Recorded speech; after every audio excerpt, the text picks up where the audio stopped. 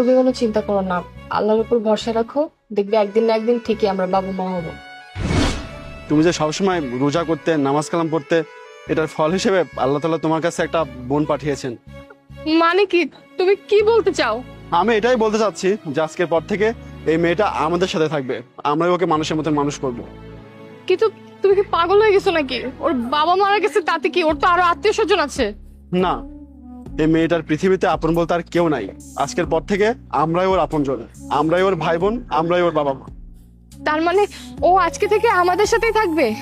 তুমি হয়তো বা এই আঙ্কেলটার সব কথাগুলো সম্পূর্ণ শুনো নেই। বাবা, আমার গাড়িটা অ্যাক্সিডেন্ট করেছে, গাড়ির ভিতরে আমার মেয়েটা আটকে পড়েছে। প্লিজ প্লিজ তোমরা আমার মেয়েকে বাঁচাও বাবা। জানো বাবা, আমি ছাড়া আমার মেয়েটার পৃথিবীতে কেউ নাই। আমি আমি আর আমার মেয়ে একাই এই দুনিয়াতে থাকি। আমার কোনো পরিবার পরিজন নাই, আমার মেয়েটার জামাইও নাই। প্লিজ